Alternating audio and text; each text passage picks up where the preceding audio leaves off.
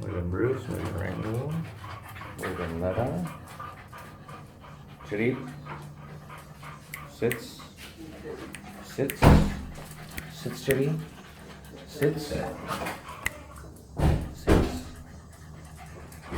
Chiri, Rango, Lizzie, sits, Lucy, sits, that's my girl. Espera, espera, espera. Vamos. Muy bien. Good morning. So we think about meditation, about controlling your mind, not your mind controlling you. Perros, Rango. Locos. And just how most people don't even do that. A lot of people will sleep with their cell phone right beside their bed, or even under the pillow, which you shouldn't do, by the way. Just be trying to turn off that Wi-Fi as much as possible. Put your phone on airplane mode if you can while you're sleeping, and definitely don't put it under your pillow. That's way too close to your head. But people wake up and instantly they're on there, so they're not even, letting, trying to even have a calm mind at that point. They're already looking at stuff. And then they get up, and most people won't meditate in the morning, and there's be often a lot of people just end up going to work and they'll be doing that all day. Yeah, Jetty, yeah. Jetty. Lara, yeah. Lara, Ben. Lara. Jetty. Jetty. No. Jetty. Jetty, yeah.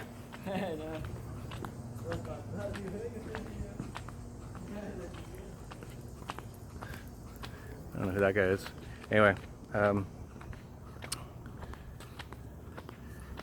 yeah, people just do that all day. Then a lot of people after work have some drinks, which kind of turns off the mind, like screws up the mind. Like you can't really get into that meditative state after that. It's like muddles up the mind. Go home, watch some television programming, which is basically like hypnosis with programming. It's called programming for a reason. And that'll program you with all kinds of stuff that you will do subconsciously, which is not good. And then be on the phone some more, and mind, and eventually, hopefully, get to sleep. So the whole day, the mind's just been kind of not in a state of calm, of peace, where you can actually get control of the mind. So most people are just totally living out of their mind, and it's not a good thing at all.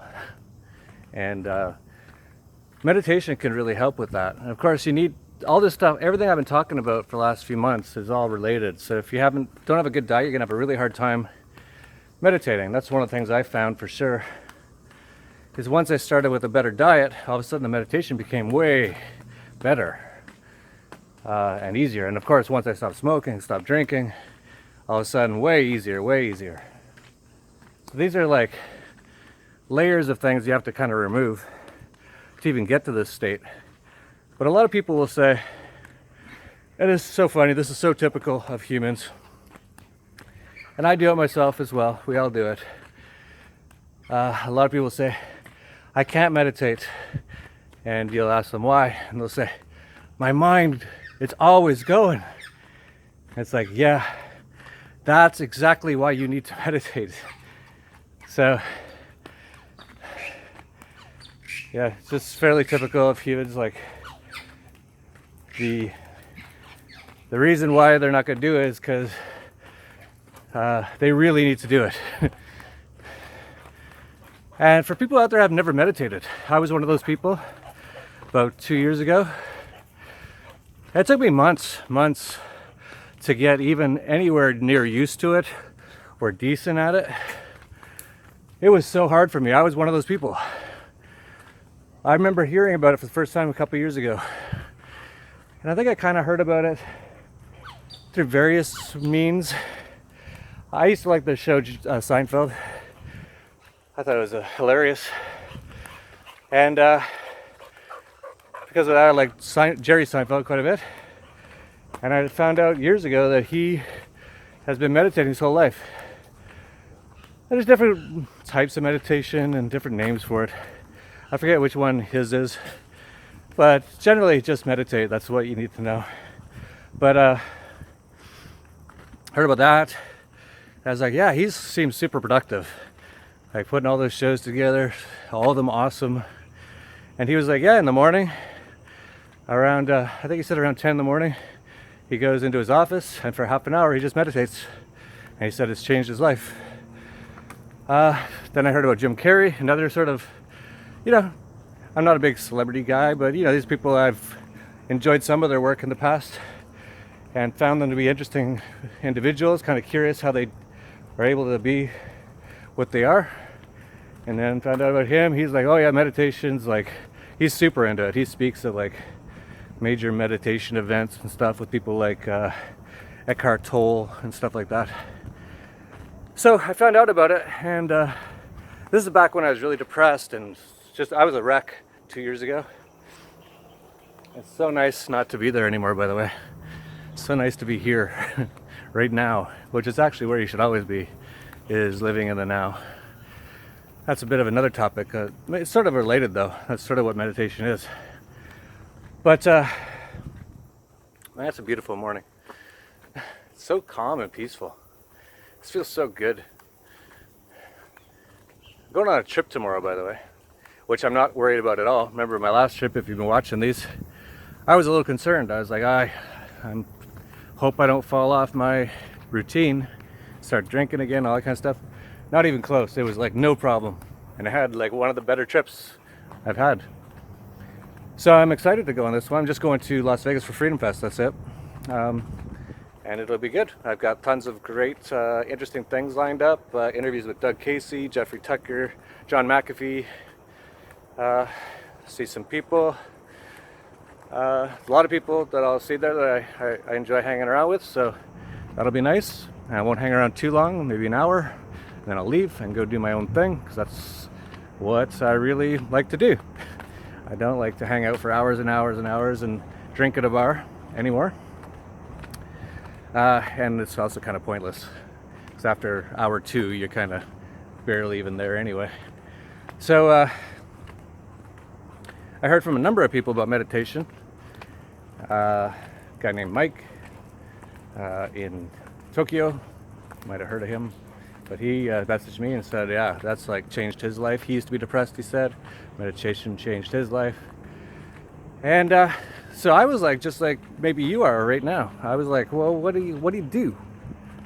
It was so confusing, because we live in this sort of culture of go and do something and fight. So when you say to someone, okay, don't do any of that, do the opposite. It's really confusing. Like, what do you mean? Like, it's just, I'd never thought about this stuff. I'd never even heard much about meditation. I knew some people did it. I thought maybe they were monks or something. That's about all I knew. Yeah, my dogs are doing so good today. Do we got them all? Where's Bruce? Oh, there he is. All right. So,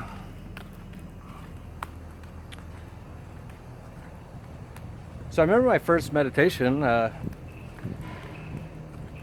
guy sent me, like, you get all these people sending you all this kind of stuff. You don't really know which one. I don't even know half these people. But one guy sent me a thing. He's like, stare at this picture and just try not to think too much. I tried it. 10 minutes, and I was like, okay. I'm not really sure that did anything for me at all. Another person said, hey, stare into a mirror. Stare into your own eyes. Tried that for a little bit. Okay. Not really sure if anything really happened. It was really hard to do. It's like every 5 seconds. Like, you're trying not to like think too much. I'll explain like how I understand meditation to be, but it's not like you're trying to shut off your mind, but you are trying to calm the mind. And you're trying to just watch the mind. And I was neither watching it nor was it calm in the beginning. It was like literally every 5 seconds, and you thought, oh, I got to do this and blah blah blah. And it's the whole monkey. It's just like a monkey brain. Even though evolution's bullshit, but it's like a lot of people call it like the monkey brain, because it really is. It's just always, if you don't get that mind under control, it will just have you running around forever and just worried about everything. For whatever reason, it does that. I don't know what the reason is, but as you'll find out as you do more of this stuff, if you can get that more under control, it changes everything. Because that thing, it's like an insane asylum. And that's the thing when you start to learn as you start to meditate, because you start watching it, and you know you can calm it down, but it's still gonna, you can never get it to stop. Maybe some of the top meditation guys can get it just to stop. I don't know. See, I'm not like an expert on this stuff. I've just been trying it, but you know, even now, I can go a minute or two where it's not really any ideas that pop into my head, but there will always be stuff popping up. It's just always trying to take you away from the now, which is actually where you always want to be. Like a lot of people, if you ask them about, do you remember any particular moments in your life that were just like almost like way better than anything else in your life? And a lot of people will mention moments where something happened, or love, that's another one. And love is sort of, to me, it's sort of like living in the now. When you kind of fall in love with someone and you're just, that's all you, your whole life's changed, you feel like you're on ecstasy the whole time, and all you just want to be with that person, you're kind of living in the now. So that's sort of an example of what you're trying to achieve through meditation and stuff like that. It's just being in that sort of state of you are here. You're not, your mind's not thinking about tomorrow. It's not thinking about yesterday. It might be, but you're quickly just like, and you're just like enjoying the moment. That's really the state you want to get in with meditation and with life in general. Or if you ask other people, like, what was like the moment, and they'll be like, well, you know, I remember I won this championship or whatever, and man, it felt so amazing. It's like, yeah, you in that moment were like right in the moment. Like, you were right there. You weren't thinking about tomorrow or yesterday. You were enjoying that moment. But very few people rarely ever live in the moment. And that's one big thing I've learned, and that's one thing that sort of meditation is and helps you to understand, is how to be more in the moment. Because the mind, if you live in the mind, you'll go nuts. And that's how most people are. Like 99.9% of people in our culture today, live 100% in their minds. That's why everything's so crazy right now. And I don't think it used to be like this. I think even just a few hundred years ago, definitely a few thousand years ago, most people were just kind of always living in the now. That's what I think. I mean, I can't prove it, obviously. I don't know. But I think they've changed it all. I think there's been a concerted effort to make it so people never live in the now. And look at all this information now, right? And actually, I like it. I like having the internet. Because without the internet, I wouldn't have access to all this information that I have. And I enjoy watching videos, for example, that people make. And maybe you enjoy watching mine. This is so cool that we can do this kind of stuff. It's all like basically free. So technology has always a good and a bad, but now you just see people like they're just constantly on their phone. They can't actually, like, it's almost like an addiction, dependency. I don't like the word addiction. It's like a dependency. And people are just, they need constant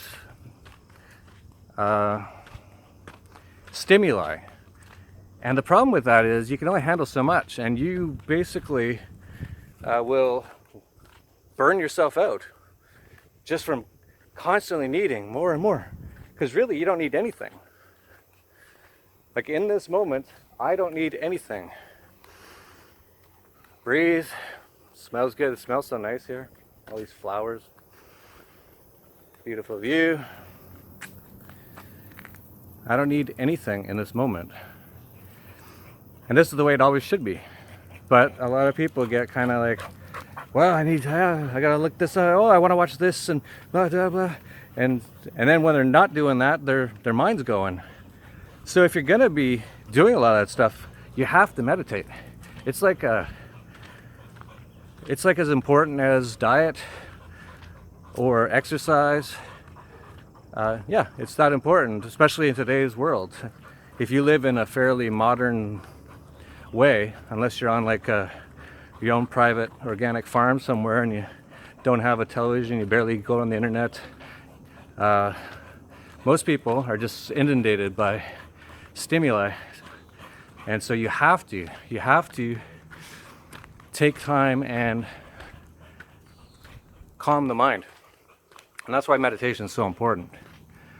So I tried the meditation a few times, didn't really, I probably did it like 30 times without really even having any sort of conscious benefit. But I knew there was something too. I knew I had to get into it. But it was hard because I was raised in the cult where no one ever talked about this stuff. So it was completely foreign. Like if you said, hey, go put on some hockey skates, get out there and fight some guys, I was like, yeah, sure. That's what I did most of my life. You're just used to it. You say, hey, go sit in a room by yourself for half an hour, turn everything off, and basically try not to think too much. That was really hard. It's still not the easiest thing, but it's so much easier now because basically I've been doing stuff like it for a couple years. It's not like I do it every single day. Unfortunately, I really should, but you know how things get. But I do it at least for a few minutes a day, and that's the thing, you don't have to do it for half an hour. If you can even do it for 5 or 10 minutes, it makes a difference.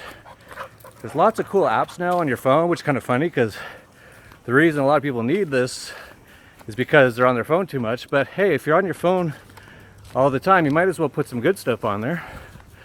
There's one called, I think, actually I forget the names. I'm sure if you look up meditation apps, you'll find lots. So yeah, you get on the plane, instead of putting on some like heavy metal music, which is gonna like get you even more going, right? That's why I never used to like things like classical music and stuff like that. I kind of like it now because I'm finding it gets me more into that meditative, calming state, which is so much better than being in a go, frazzled, can't even be in the moment sort of a state. So yeah, get on a plane, put on that app for 10 minutes. Planes, by the way, are a great place to meditate. And it's amazing how the time does sometimes fly. I've meditated on planes and I don't have any plan, but I think, okay, I'll 10, 15 minutes, who knows. Hour later, I'm still kind of doing it. I'm kind of almost fading off, almost sleeping at that point, which is good. Feel refreshed, wake up, I'm ready to go. If I want to do some work, I'm like, okay, my mind feels good. It's not all foggy. So yeah. Now the meditation, how often do you do it? When should you do it? How, there's different types of meditation apparently.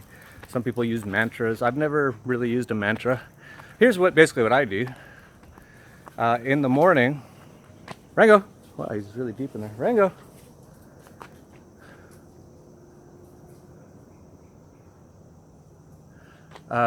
Letta, what are you doing way up there? Letta, in. Letta, in. I got a spider web here. Yeah, in the morning I'll do my coffee enema, which I love, and I'll try. In the first few minutes of it, I actually try to think about what I want to do that day. Just sort of get that out of the way. Like, okay, what do you want to accomplish today? Sort of like a little bit of a list. And that really makes a difference, by the way. If you do that, you get a lot more stuff done. Because you actually have you've made the intention. Instead of just going and just having everything else affect you.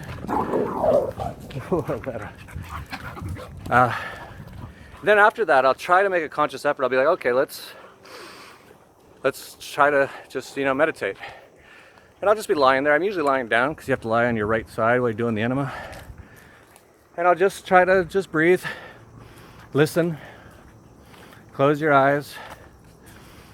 Thoughts will come into your head and just sort of recognize them and try to just kind of make them go away. So something will come in your head and go, oh, don't forget tomorrow that flight. Go, yeah. I got it. I already said earlier I'm gonna look at my calendar. I'm gonna do all this stuff, so I'm fine. Get that gone. It's gone now. Get right back to the now. Breathe. Like even right now, like I can kind of meditate as I'm walking here. So I'm gonna do it. So you can just kind of see this is what I do. So here we go. I have to open my eyes every now and then so I don't step on a chihuahua.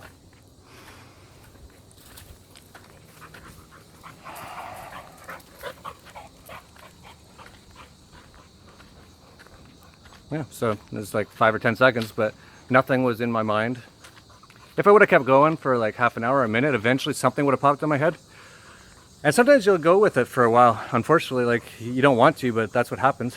But as soon as you recognize, as soon as you go, hey, wait a sec, I don't want to be thinking too much right now. And you just kind of like calm it down. And that's basically it. So it's very simple. Like a lot of people make it sound all, confusing or dangerous. Yeah, that's your first sign that something's pretty good if everyone's warning you how dangerous it is. Especially religious cults. I'm very spiritual, by the way, but man-made religion is a joke to say the very least. Incredibly evil in many ways, but they actually warn a lot, the cults, the religious cults, not to meditate because they don't want you to get to this state.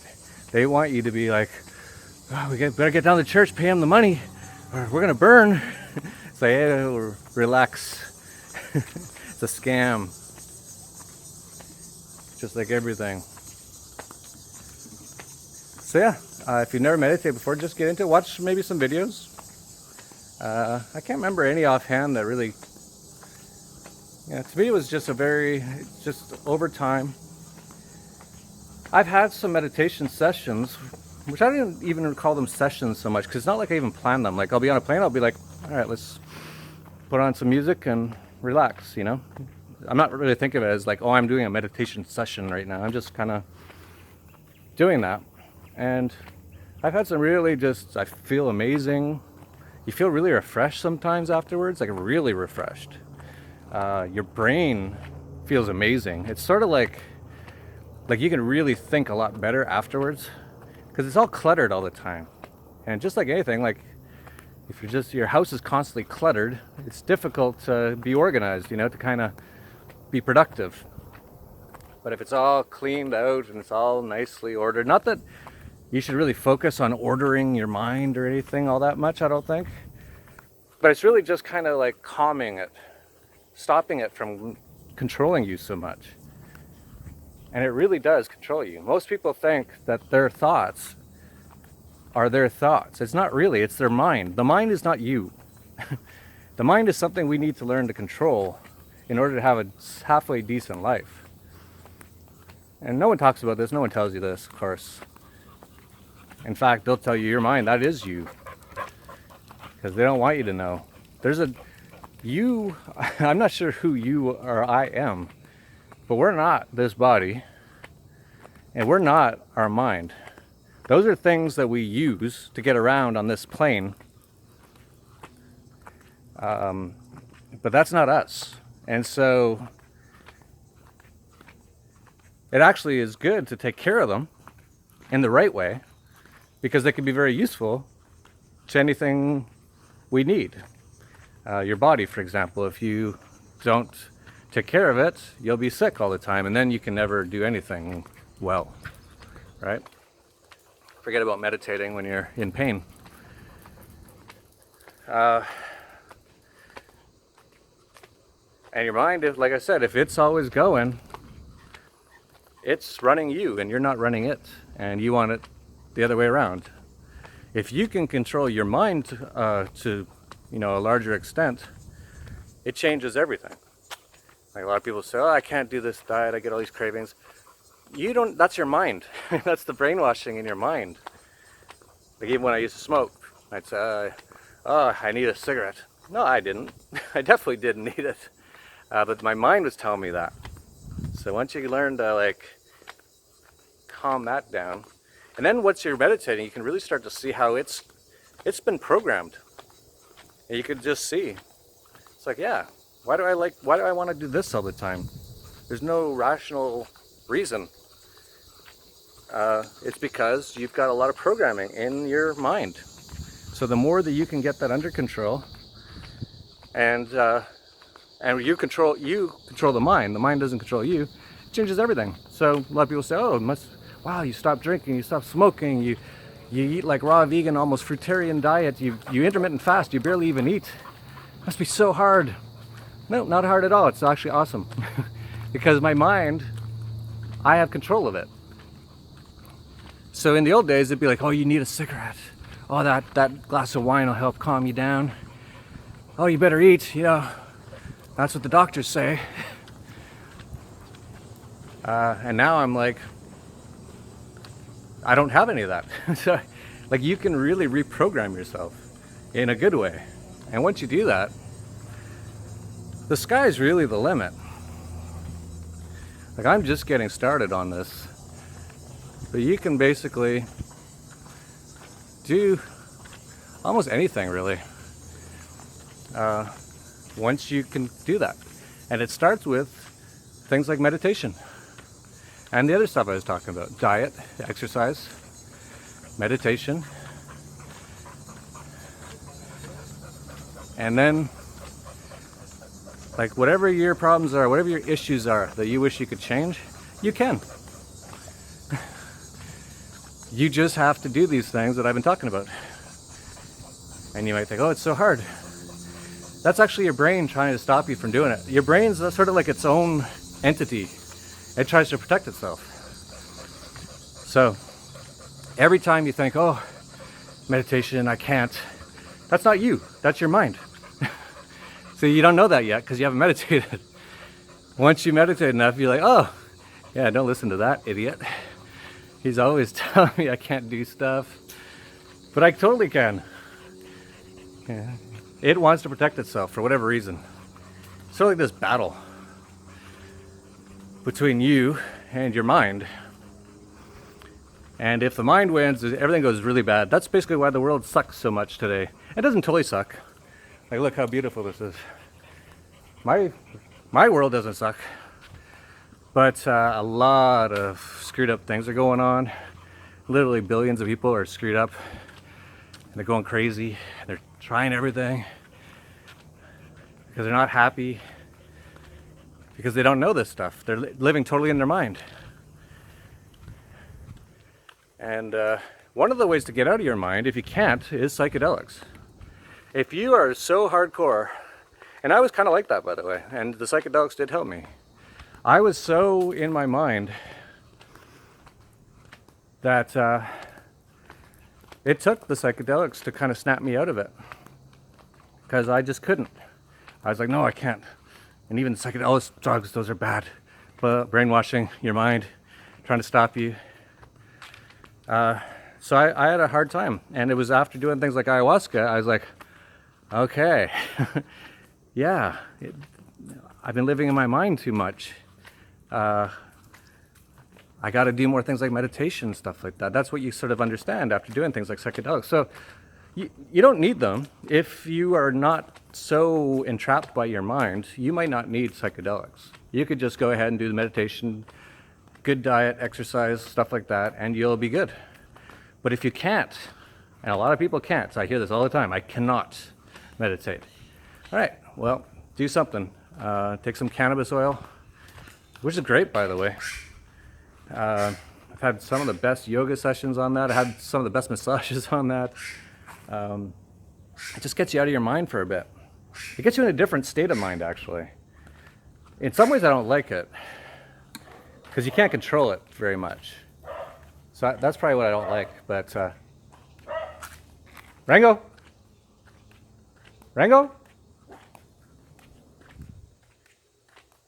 What's going on? Rango! Rango, Ben?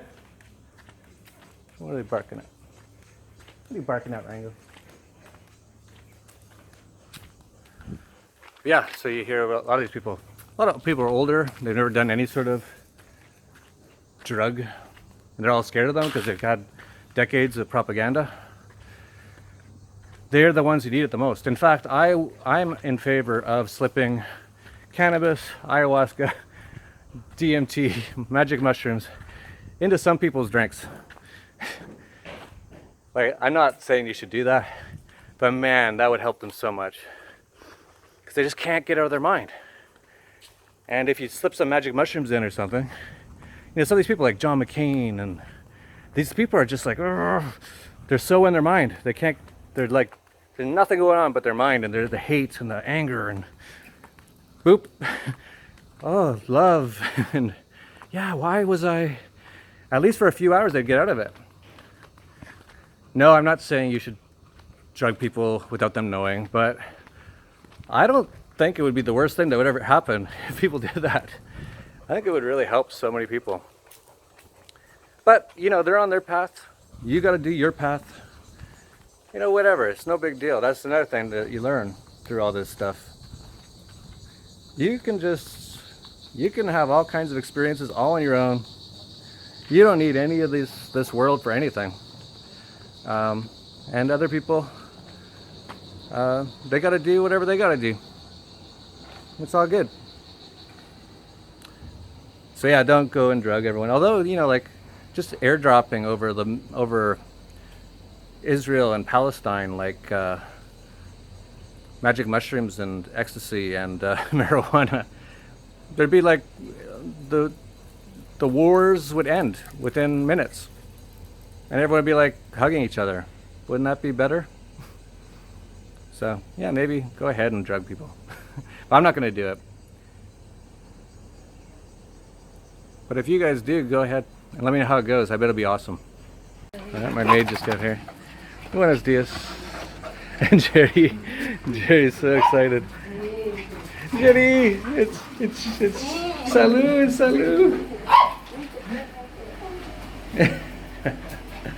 Look, he's happy. Dogs constantly meditate. Dogs meditate 24 hours a day. Look how happy they are. You're happy, aren't you, Lucy? Yeah, super happy. Super happy.